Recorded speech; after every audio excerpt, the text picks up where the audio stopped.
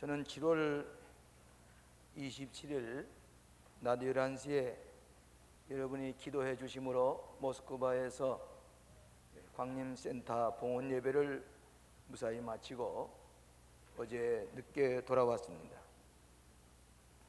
로스와 사람 한 300명이 거기에 참석을 하셨고, 우리 미국의 교계 지도자인 감리교 세계협의회 총무되시는 조혜일 목사님이 참석하시고, 로스와 지역의 감독인 미노루 감독은 원래 동독 독일계의 목사님이신데 감독이 참석하시고, 로스와 정부의 대표자들과 구청장, 그 다음에 에스토니아의 감사님, 고려인들, 그리고 한국의 선교사님들, 여러분이 입체 여지 없이 참석을 해서 성대한 봉헌 예배를 드리게 되었습니다.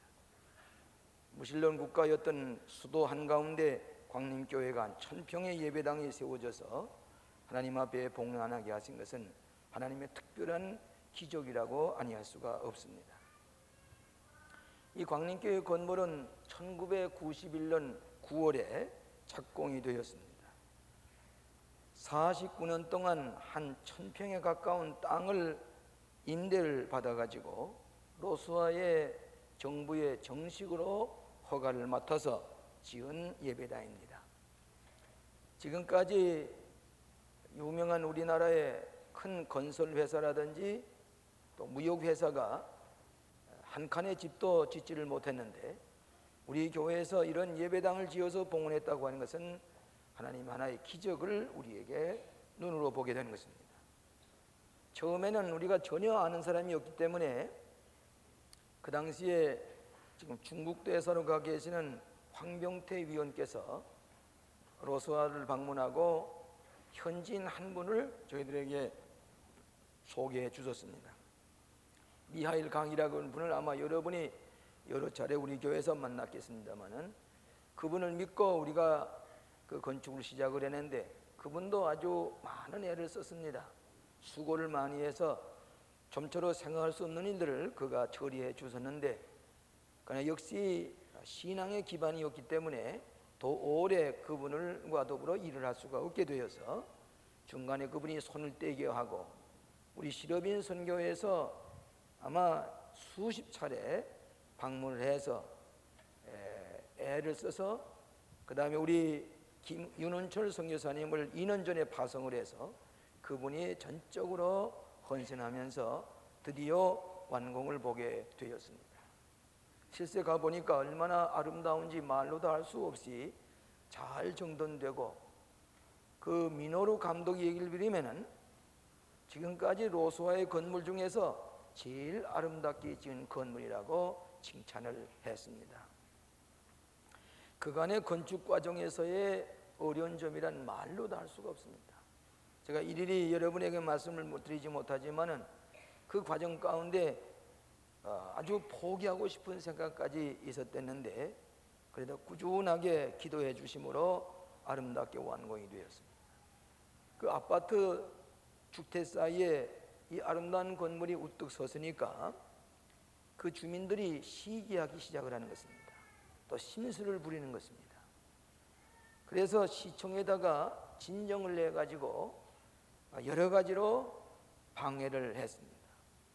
그래서 혹시 이 봉헌 예배에 그들이 방해를 하면 어떻게 하느냐 하는 염려가 있었습니다. 그래서 사법경찰을 정부에서 여러 사람을 보내서 그 예배를 보호하게 했습니다. 예배드리기 전날에는 자동차가 들어오지 못하도록 땅을 파가지고 방해를 하려고 한 적도 있었습니다. 또 혹 이 교파는 일본의 오음교와 같이 이단 종교가 아닌가 해서 또 거짓말로 또 이렇게 유포를 해서 아주 우리 광림교회 센터를 여러 가지로 불리하게 그렇게 얘기를 했습니다. 그래서 제가 설교를 하면서도 얘기를 했습니다마는, 감리교회는 공산 지하에 여러분이 있을 때에 로스와 종교를 통해서 세계교회 협의를 통해서 꾸준하게 돌아오는 교파가, 도와준 교파가 감리교이고, 개신교 중에 가장 신뢰할 만한 교파라고 하는 것을 알렸습니다. 그 다음에는 자기들의 생활권을 침범한다고 해서 주차장이니 어린이 놀이터가 없어진다고 해서 불평을 얘기하곤 했습니다. 그렇지만은 마지막까지 그 주민들과 대화를 나누면서 우리 중공예배, 봉헌예배를 세계 지도자들이 모인 가운데서 아름답게 거행하게 됐습니다. 미국의 대표자가 오고 로스와의 정부 대표자가 오고 또 로스와의 감독 독일 사람이 참석을 했고 에스토니아에서 참석을 했고 한국에서는 여러분이 많이 참석하지 못했지만은 우리 한국감리교회 감독회장이 참석을 해서 예식을 집례하게 될 때에 아주 훌륭한 봉헌 예배를 약 2시간에 거쳐서 예배를 드리게 됐습니다.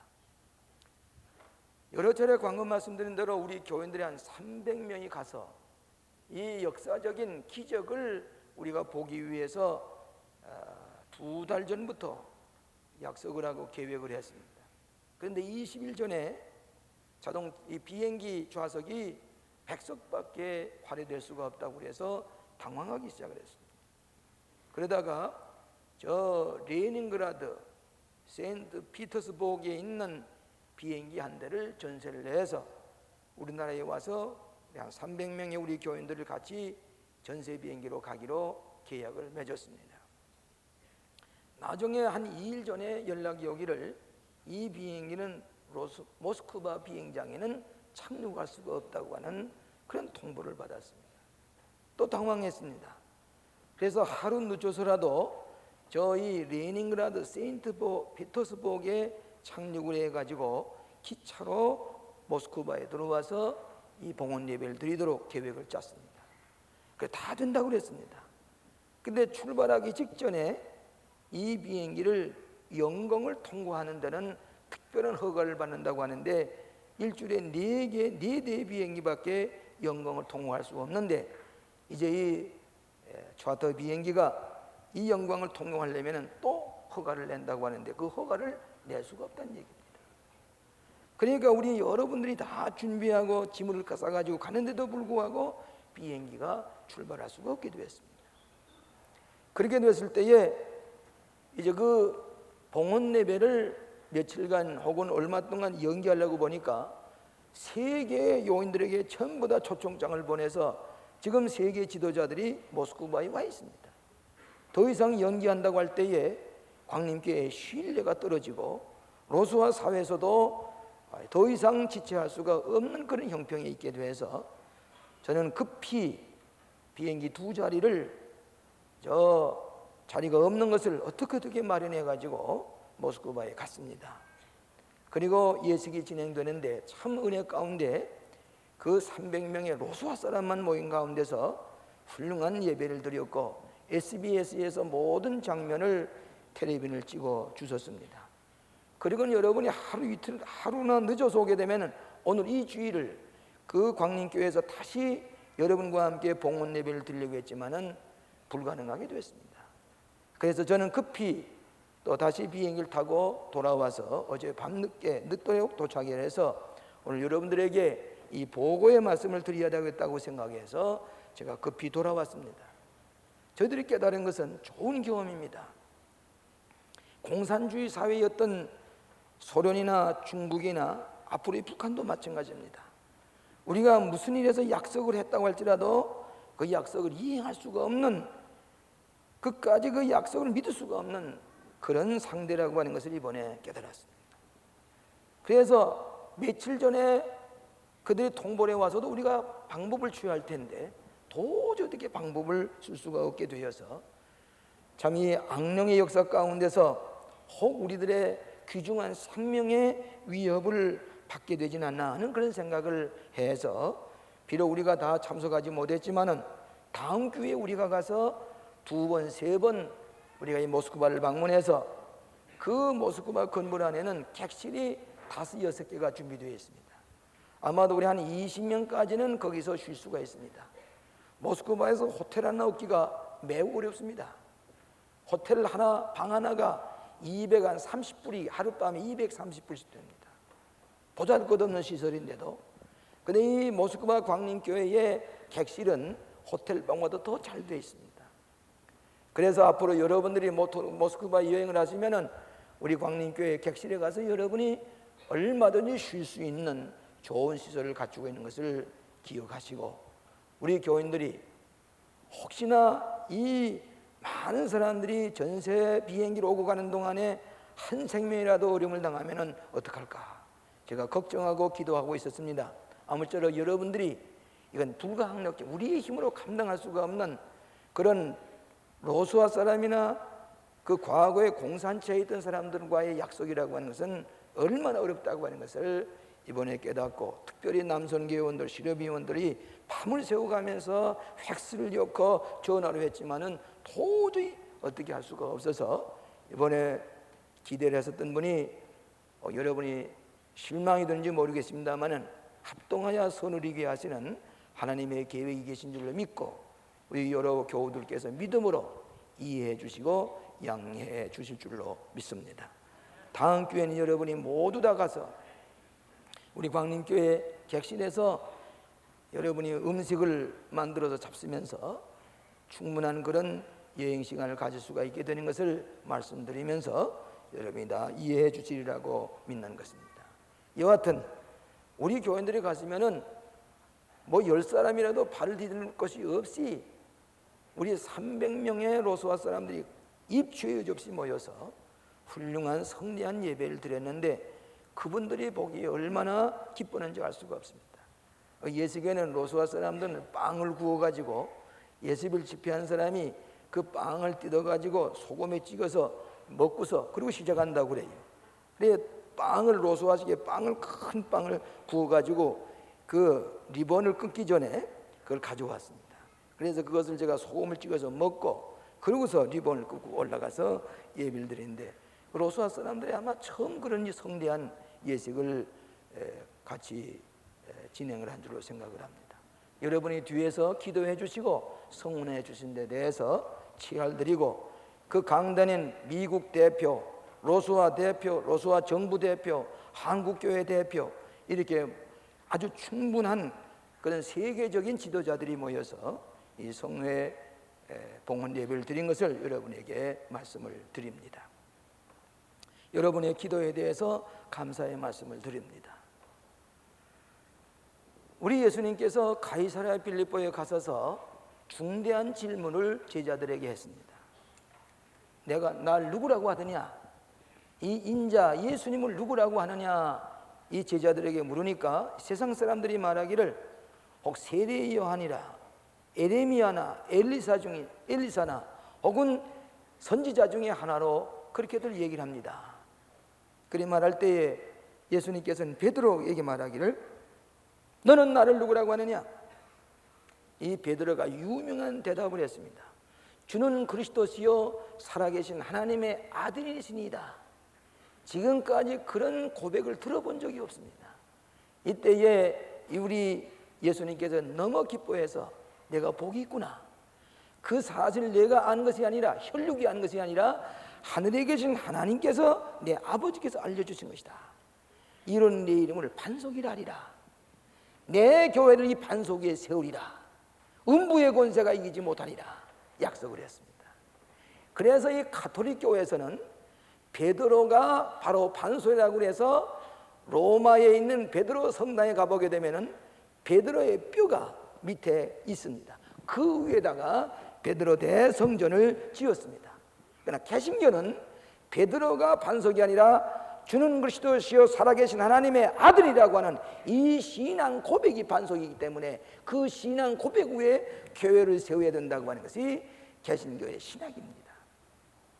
여러분, 베드로가 이런 훌륭한 고백을 했습니다마는 예수님께서 다시 말씀하시기를 내가 유대인들에게 고난을 받고 죽었다가 사흘 만에 부활하리라 하는 말씀을 할 때에 베드로가 선생님 그럴 수가 어디 있습니까? 그러면 안 됩니다. 그러면서 간했습니다. 그때 예수님께서 돌아보시면서 이 베드로에게, 조금 전에 칭찬했던 베드로에게 사탄아 내 뒤로 물러가라. 반석이라고 칭찬했던 이 베드로 이 시몬 베드로에게 요 몇 분 후에는 사탄아 물러가라고 얘기한 거 보면 베드로 자신이 반석이 될 수가 없다고 하는 증거입니다. 그런 걸 우리 개신교는 주는 그리스도시요 살아계신 하나님의 아들이시라고 하는 이 신앙 고백 후에 교회가 세워지고, 이 교회는 음부의 권세가 이기지 못하니라고 하는 하나님의 약속대로 영원토록 존재하는 것이 교회라고 하는 것을 우리에게 말씀해 주고 있습니다. 그러면 이 교회는 뭘 하는 것입니까? 첫째로 교회는 하나님께 예배하는 집입니다. 주는 그리스도시요 살아계신 하나님의 아들이시라 고백한 사람들이 모여서 공동체를 이루어서 하나님의 백성들이 하나님 앞에 예배하는 것이 교회입니다. 우리의 신앙은 개인주의적인 종교가 아닙니다. 웨슬레가 말한 대로 기독교는 본질적으로 사회적인 종교입니다. 예수 믿는 사람이 함께 모여서 그리스도를 머리로 하는 몸된 교회를 이루어서 서로 교제하고 성찬식을 거행하고 세례를 베풀고 하나님 앞에 예배하는 우주적인 교회가 바로 이 교회입니다. 이 교회는 모스크바에 있는 광림교회나 오사카에 있는 광림교회나 뉴질랜드에 있는 광림교회나 이 에스토니아에 있는 교회나 세계의 교회가 우주적인 공동체로서 함께 모여서 예배하는 것이 이것이 교회입니다. 이번에 모스크바에서 아주 흥미 있었던 것은, 이제 제가 얘기를 하면은 그 다음에 로스한 말로 통역하고 또 로스한 말로 영어로 통역하고 또 존 헤일이 영어로 하게 되면은 그것을 한국말로 통역을 하고 그 다음에 그것을 로손말로 통역하고 3개국어로 통역을 하면서 우리가 예배를 드렸습니다. 언어는 다르지만은 예수 믿는 하나님의 백성은 다 우주적인 교회로 한 공동체를 이루어 있다고 하는 말씀입니다. 인간은 예배할 때에 인간의 모습을 나타내게 됩니다. 동물들은 예배할 줄 모릅니다. 그렇기 때문에 인간은 예배하는 존재요 기도하는 존재입니다. 그런 거로 교회 와서 하나님 앞에 예배하는 것은 인간이 가진 하나님의 형상대로 짐을 받은 고귀한 존재인 것을 나타내 봅니다. 인간은 부끄러움을 알고 궁일이 여길 줄 알고 도덕과 윤리를 가지고 있는데, 그것이 하나님 앞에 예배할 때 비로소 온전한 하나님의 자녀의 명분을 지키게 되는 것입니다. 다윗이라고 하는 임금이 이 성전을 건축하기 원했지만은 하나님께서는 다윗 임금에게 성전을 건축하지 못하도록 했습니다. 왜 그런 거니? 다윗은 전쟁을 많이 하는 동안에 많은 사람을 죽였고 손에 피가 묻었기 때문에 그 손을 가지고는 예배당을 짓지 못하게 했습니다. 그러나 소원이 하나인데 솔로몬에게 예배당 지을 수 있는 터를 하나 마련해 주자고 기도하고 생각을 했습니다.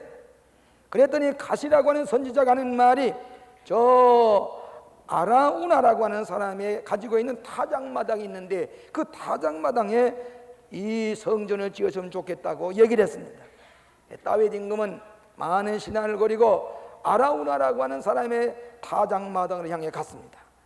그랬더니 이 사람이 다윗 임금이 오시는 것을 보고 내가 뭘 도와드릴까 보냐, 무엇을 가지고 도와드릴까 보냐고 얘기를 했습니다. 그랬더니 이 땅을 성전토로 삼아야 될 텐데 여기서 소를 잡아서 번제를 드려야 되겠다고 하니까 아라우나가 하는 말이, 다윗 임금이 요청하니까 예, 이 땅을 거저드리겠습니다. 우리 집에는 소와 장작을 그대로 드리겠습니다. 번제를 드리십시오. 그랬더니 다윗 임금이 하는 말이, 거저서 드릴 수가 없다. 거저 안 된다. 내가 값을 주고 사리라. 값없이 하나님께 번제를 드릴 수가 없노라. 은 50세겔을 가지고 타작마당을 샀습니다. 그리고 소를 샀습니다. 장작을 샀습니다. 그리고 거기다가 번제를 드리면서 그 땅에 솔로몬의 유명한 예루살렘 성전을 짓도록 했습니다. 예배드리는 백성은 위대한 민족이 될 수가 있습니다. 예배드릴 줄 모르는 백성은 마음이 황폐해지고 도덕과 윤리의 표준을 잃어버리고 타락하기 시작하는 것입니다. 여러분, 공산주의와 무신론 유물주의 사상이 패망한 이유는 하나님을 예배하지 못했기 때문입니다. 제가 이번에 공항에 오면서 이성규 집사님이 이번에 모스크바에 성전 50주년 기념관을 공원에다 세웠는데 잠깐 가보면 어떻게 되냐고 그랬습니다. 그래서 비가 오는데 그 자동차로 한번 그 옆을 지나게 됐습니다. 가보니까 승전 소비에트 로스와의 전승기념관 50주년에 지었는데 그 2차 전에 쓰던 탱크와 대포 각가지 무기들을 진열해 놨습니다. 그리고는 분수를 한 200m가량의 분수를 세웠습니다. 아주 굉장한 전승기념관을 세웠습니다. 결혼한 신혼 신부들은 꼭 거기 와서 같이 사진을 찍어야 된다고 합니다.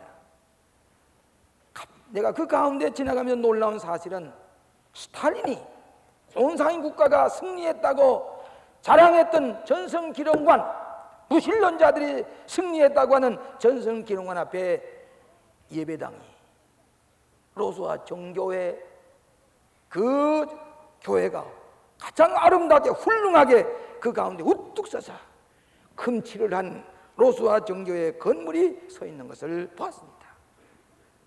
전승기념관을 세울 때에 2000년 동안 내려오는 로스와 정교회 신앙의 바탕을 둔 로스와 사람들은 그 앞에 예배당을 세우지 아니하고는, 성전을 세우지 아니하고는 우리 50주년 전승기념관이 세워질 수가 없다고 하는 그들의 신앙 고백을 거기서 볼 수가 있었습니다.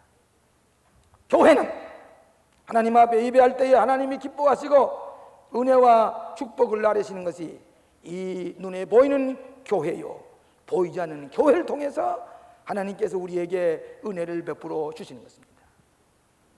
제가 어느 책을 보니까 미국 생명보험회사에서 예수 믿는 사람과 믿지 않는 사람이 질병에 걸리는 확률을 오랫동안 존 홉킨스 대학에서 통계를 내고 보니까 심장병 환자는 예수 믿는 사람보다도 믿지 않는 사람이 갑절이나 더 많고, 유행성 질병도 예수 믿지 않는 사람이 믿는 사람보다도 갑절에 더 많다고 하는 것입니다.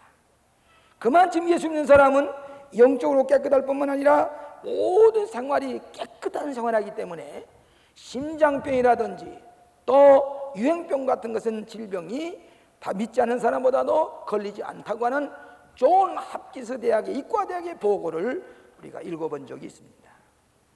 로마에서 12장 1절에 그러므로 형제들아 내가 하나님의 모든 자비하심으로 너희를 권하노니 너희 몸을 하나님이 기뻐하시는 거룩한 산제사로 드리라.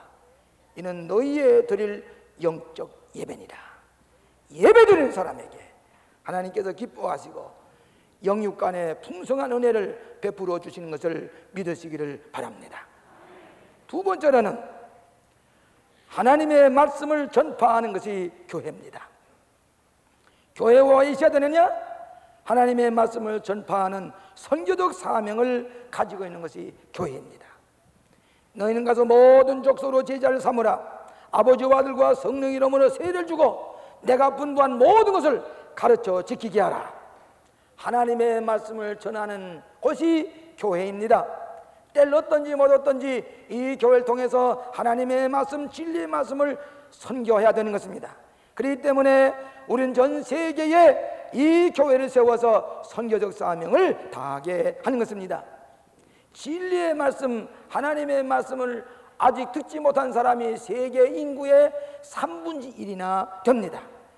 때를 얻든지 못 얻든지 우리 교회에서 말씀을 선포하는 선교적 사명을 우리 교회가 세계적으로 감당하고 있는 교회인 것입니다. 여러분, 오늘날 교육만 잘 받으면은 인간은 구원받는 것 같지만은 교육만 가지고는 인간이 구원받을 수가 없습니다. 진리가 없기 때문입니다. 하나님의 말씀을 모르기 때문입니다. 그래서 어떤 사람이 말하기를 하나님의 말씀이 없는 교육은 영리한 악마를 만들어낸다, 그렇게 얘기를 했습니다. 이번에 봉헌 예배를 드리고 난 다음에 로스와에 가 있는 한국 선교사들이 한 40명이 참석을 했습니다.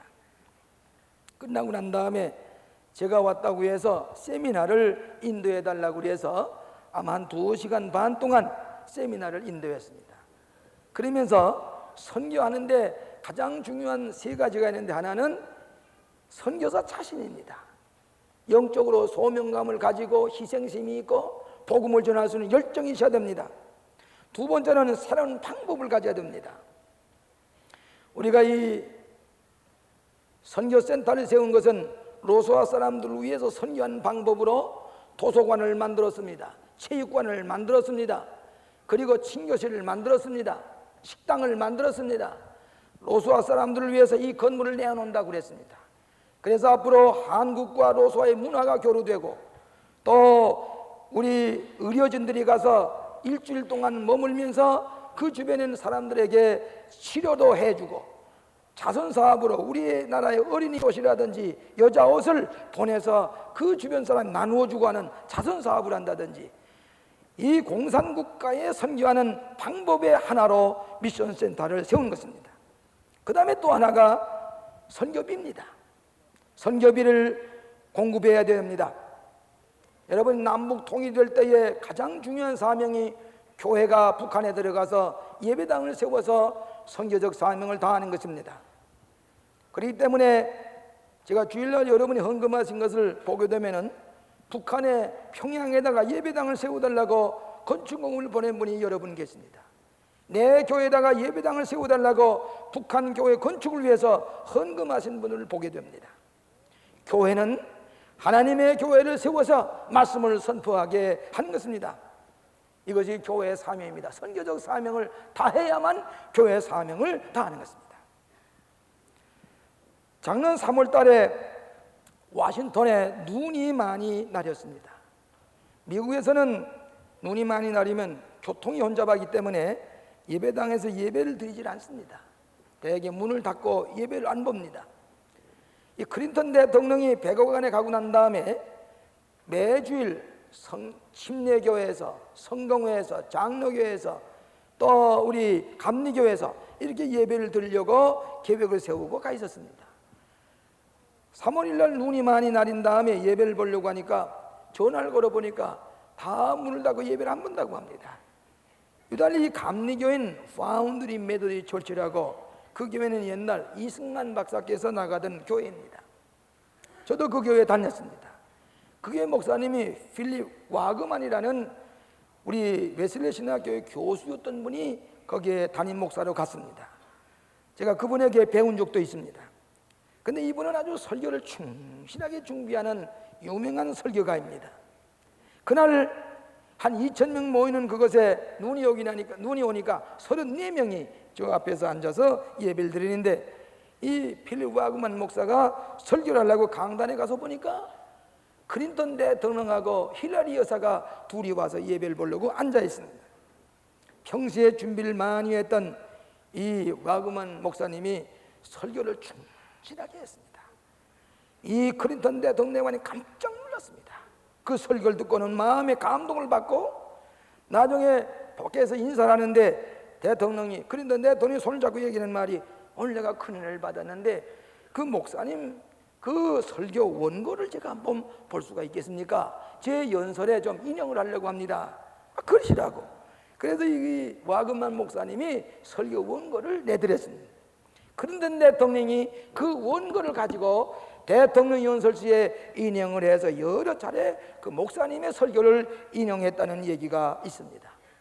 여러분이 하나님의 말씀을 전하는데 때때는 대통령 입을 통해서도 복음이 전해지고 때를 어떤지 못 어떤지 말씀을 선포하는 것이 이 교회의 사명인 것을 믿으시기를 바랍니다. 왜 우리가 저 사할인이라든지 저 모스크바라든지 아프리카라든지 왜 교회를 세워다니면 우리 교회가 6.25 때 아무것도 없는 잿더미 속에서 교회가 세워질 뿐만 아니라 저 모스크바에도 교회를 세우는 것은 저 로스와 사람들에게 그들은 우리에게 총칼을 가지고 우리에게 피해를 주었지만은 복음을 가지고 그들의 영혼을 구원하기 위해서 역사적인 교회를 세워서 복음을 전하게 하는 이 사명을 감당하는 것이 우리 교회인 것을 믿으시기를 바랍니다. 마지막으로 하나님의 사랑을 실천하는 것이 교회입니다. 주는 그리스도시요 살아계신 하나님의 아들이시라고 하시는 하나님의 아들이 땅에 오신 것은 우리를 사랑하시기 때문에 우리를 구원하시기 위해서 독생자를 보내주셨습니다. 그러니까 우리 교회에서는 그리스도의 사랑을 증거하는 교회가 되어야 됩니다. 누가복음 4장 18절에 주의 성령이 내게 임하셨으니 이는 가난한 자에게 복음을 전하게 하시려고 내게 기름을 부으시고 나를 보내사 포로된 자에게 자유를, 눈먼 자에게 다시 보게 함을 전파하여 눌린 자에게 자유케 하는 주의 은혜의 해를 전파하게 하려 함이라 그랬습니다. 오늘 교회는 사랑을 증거하는 교회입니다. 초대교회 교인들이 믿지 않는 사람들에게 뚜렷하게 증거되는 것은 서로 사랑하고 사랑을 증거하기 때문에 예수 믿는 사람이라고 칭찬을 받았습니다. 우리 교회에서 사랑의 쌀을 북한에 보냅니다. 앞으로 통일이 된 날 우리가 사랑의 쌀을 보내지 아니하고는, 굶주린 사람들에게 사랑의 손길을 펴지 아니하고는 우리 들어가서 복음을 전할 수가 없습니다. 그러니까 미리 우리는 여러분이 사랑의 손길로 쌀을 보내게 되는 것입니다. 여러분이 모스크바에 가보니까 고려인들이 장려교도 모릅니다. 성결교도 잘 모릅니다. 감리교도 모릅니다. 그런데 광림교회는 압니다. 왜 광림교회는 아는지 아십니까? 그들이 사흘에 있는 자기들의 부모나 자기들의 친척들, 고려인들을 의지할 때는 할머니, 할아버지들을 우리 광림교회에서 모셔다가 사랑의 집에서 잘 모시고 있는 것을 고려인들은 너무나도 잘 알기 때문에 광림교회 하게 되면 그들이 너무나도 잘 알고 있습니다.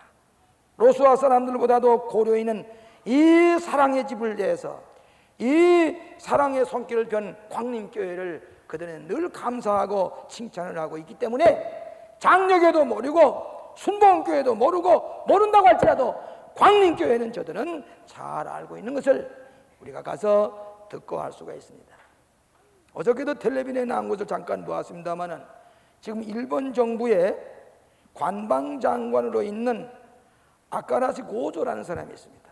이 사람 사회당 의원인데 이 새로운 내각의 관방장관이라면 지금 내무부 장관과 마찬가지입니다. 이 아카라시 씨가 우리 사린동포를 모셔올 때에 저희 방에 들렀습니다. 세 사람의 사회당 의원이, 여자 의원 한 분하고 이 아카라시 고조라는 이분하고 아주 사회당에 이름난 국회의원 세 사람이 내 방에 왔습니다.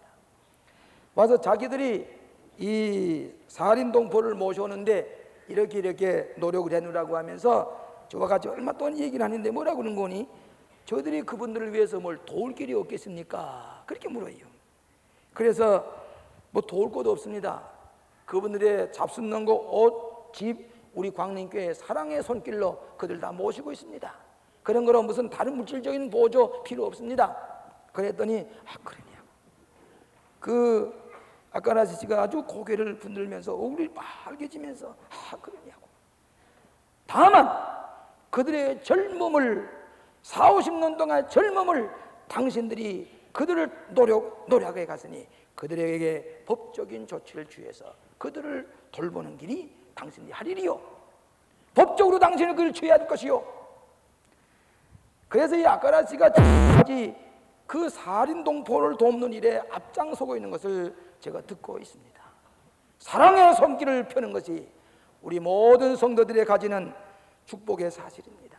그럴 때 교회가 해야 할 사명을 다하는 것입니다. 제가 이번에 로스와에서 이런 아주 생수, 거기서도 아주 이 맛있는 물을 공급하는 데가 있습니다. 그 보니까 뭐라고 쓰는 거니? 세인트 워터라고 그랬어요. 거룩한 성자의 물이라, 거룩한 물이라고 썼습니다.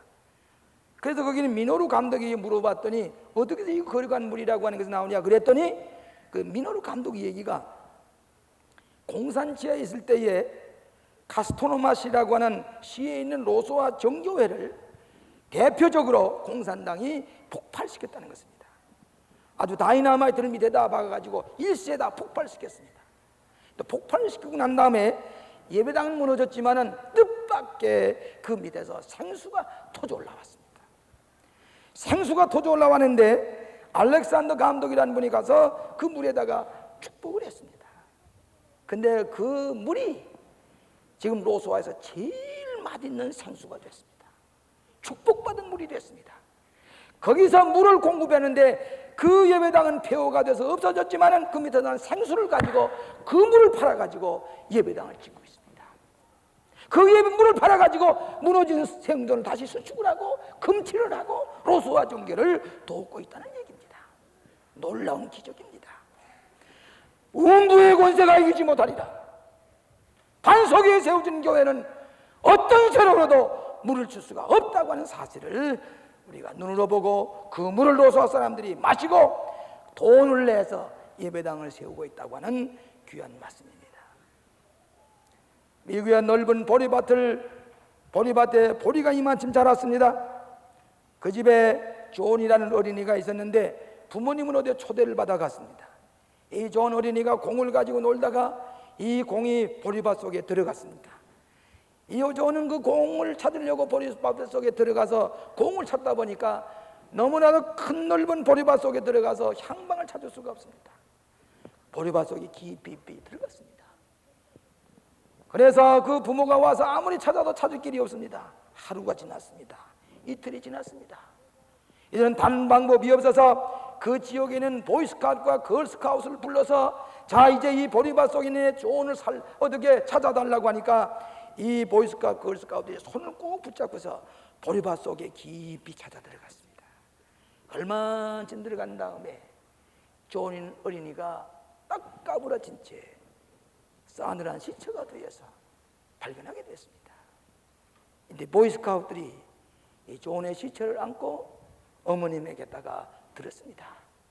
어머님이 사랑하는 외아들 존을, 시체가 된 존을 부둥켜 안고 울면서 하는 말이 진작 손을 잡았을 것을, 진작 우리가 손을 잡고 이 보리밭 속에 들어갔던들 내 존이 죽지 않았을 텐데 진작 손을 잡았을 것을.